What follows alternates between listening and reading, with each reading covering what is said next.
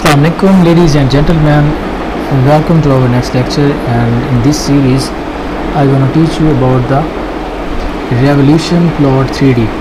अगर हमने revolution plot बनाना है 3 dimension में तो कैसे बनाएंगे? So the cylindrical and spherical coordinate systems are useful for solving the problems involving cylinders, spheres, conics या cone section. So the point P has cylindrical coordinates r, theta, z, where r and theta are the polar coordinates of the projection of the point P in the xy plane. Since the distance from the point P to the z-axis is r, so therefore z is equal to z of r theta is a surface of revolution. So we plot the revolution graphs. Okay, तो आपने क्या करना है, यहाँ z r of theta लिखना है. Okay यहाँ r पे डिपेंड कर रहा है, तो r की लिमिट आ जाएगी मिनिमम से maximum. So generate a plot of the function z is equal to r of theta described in standard for r maximum to minimum, क्योंकि r की लिमिट्स होंगी तो वो आपने यहाँ सेट कर देना. एक तरीका है कि सिर्फ r के लिए कर सकते हैं.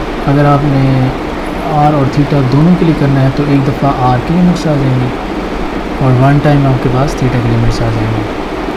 सो अगर हमने ये ग्राफ बनाना है in a cylindrical coordinates, the equation z is equal to r represents the cone, क्योंकि जो r है वो बेसिकली क्या होता है, रेडियस, और आप उसको कैसे निकाल सकते हैं, that is the x square plus y square under root.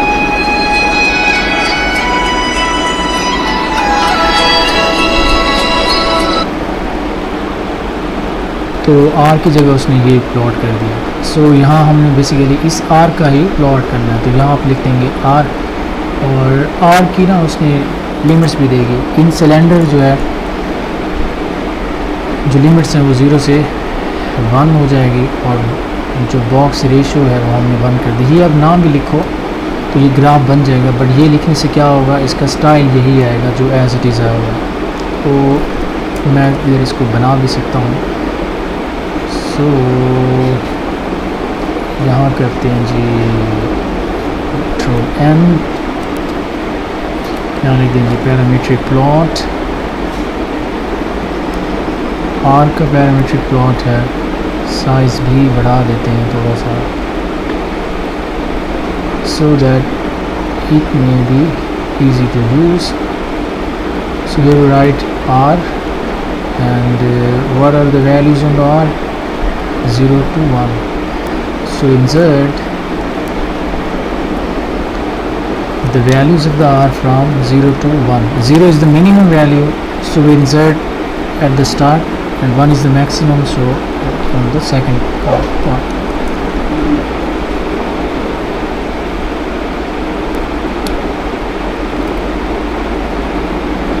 So press shift and enter. It will looks like this.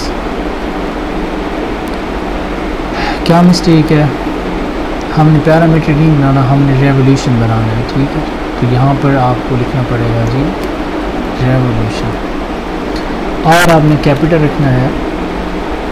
So revolution plot ये इस तरह, तो प्लॉट 3 2 दफ़ा आ गया.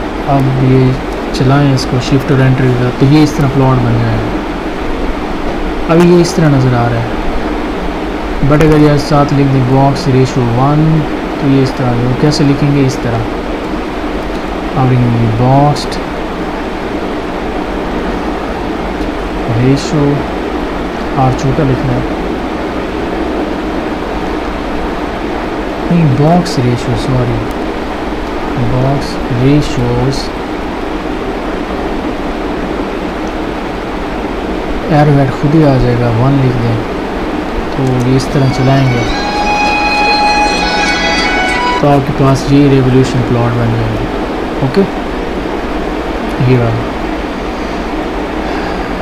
तो इसी तरह अगर आपने स्फेरिकल प्लॉट बनाना है, स्फेरिकल 3D प्लॉट बनाना है, तो ये इस तरह आप यूज़ कर सकते हैं. ठीक है,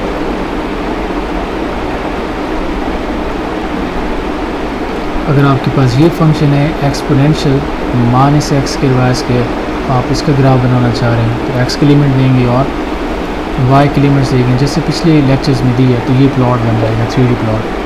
आप ये बनाना चाहते हो, इस तरह का प्लॉटिंग करना चाह रहे हो, तो आप इसमें क्या किया हुआ है, पहला फंक्शन ये है, ये दूसरा फंक्शन है, दो फंक्शंस का इकट्ठी ग्राफ बना हुआ है। तो जब दो फंक्शन होंगे तो उन दोनों को करली ब्रैकेट में लिखना पड़ेगा, ठीक है। अगर ये एक फंक्शन होता तो आप ये वाली ब्रैकेट यूज़ ना करते, सिर्फ एक ही लिखते, ये करली ना आता। क्योंकि दो फंक्शन है तो दो लिख देंगे, एक्स और वाई इन्वॉल्व है तो एक्स की लिमिट्स और वाई की लिमिट्स रन करेंगे तो ये प्लॉट बन जाएगा। इसी तरह आप चाहते हो जी ये पैरामीट्रिक प्लॉट बन जाए इस तरह, तो इस तरह का प्लॉट बनाना है तो पहली कमांड ये यूज़ करेंगे। ये दूसरे वाला चाहिए तो इस तरह प्लॉट यूज़ कर लेंगे। ये बेसिकली किसका है, cos 5t, sin 5 3t और sin t, तीन फंक्शंस हैं।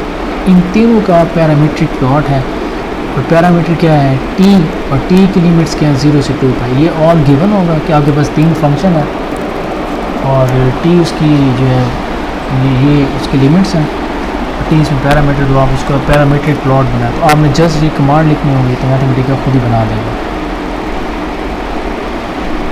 तो ये वेज हैं डिफरेंट प्लॉट्स कंस्ट्रक्ट करने के। अगर आपने ये तीन फंक्शन हैं, जैसे ये है पहला, ये है दूसरा और ये है तीसरा, आप इन तीनों को इकट्ठे भी लिख सकते हैं। मतलब यहाँ जैसे एक्स ऑफ टी है उसकी जगह ये सारा लिख दें, और यहाँ वाई ऑफ टी है उसकी जगह ये सारा लिख दें, और जेड ऑफ टी की जगह ये सारा लिख दें। और इसके अंदर क्योंकि एस आ रहा है और टी आ रहा है तो एस की लिमिट्स दें और टी की लिमिट्स दें, तो ये इसका ग्राफ बन जाएगा। डायरेक्ट भी आप बना सकते हैं ये वाला जो है, ठीक है। बट अगर आप इसको इकट्ठा ही लिखना चाहते हो इस तरह, तो आप क्या करो, क्योंकि ये बड़ी वैल्यू है ना, तो हम इसको नाम दे देते हैं जी ये एक्स है। जो दूसरा है उसको क्या नाम दे दिया जी वाई का नाम। जो तीसरी फंक्शन है उसको क्या नाम दे दिया जी का। तो आगे जब ये वैल्यूज़ आएंगी तो उसकी जगह ये लिखने की बजाय हमें सिर्फ ये लिखना पड़ेगा एक्स वाई और जी। ये सारी बड़ी वैल्यूज़ नहीं लिखनी पड़ेंगी, जैसे पहले आपको मैंने बताया था। उसने प्लॉट में क्या लिखा है, एक्स, फिर वाई और फिर ये जी, और फिर इसका पैरामीट्रिक प्लॉट चलाया तो ये ग्राफ बन जाएगा। इधर जब नाम देना है तो क्या यूज़ करना है, हाइफन। बट जब आपने ये प्लॉट बनाना है तो ये हाइफन यूज़ नहीं करना, ये जो अंडरलाइन आया हुआ। इसी तरह ये तीन फंक्शन है तो आप इसका भी पैरामीट्रिक प्लॉट बना सकते हो। ये है, दोनों का इकट्ठे बना सकते हो। आगे है sketch the graph of a ribbon 1 unit while having the shape of a sine wave from 0 to 2 pi. So we can represent this function parametrically. X is equal to t, y is equal to s and z is equal to sin t। तीन functions का आप ये इकट्ठे graph बनाना है हमने। तो पहली वैल्यू t है तो यहाँ t लिखेंगे, दूसरा फंक्शन s है तो यहाँ s रखेंगे, तीसरा फंक्शन sin t है तो sin t रखेंगे, और s की लिमिट्स और t की लिमिट्स दे देंगे तो आपके पास ये ग्राफ बन जाएगा, ठीक है। तो पैरामीट्रिक प्लॉट है। सो ये ढेरों ग्राफ्स हैं जो आप इजीली बना सकते हैं। तो वीडियो अगर अच्छी लगी है तो सब्सक्राइब कर दे channel. Thank you so much.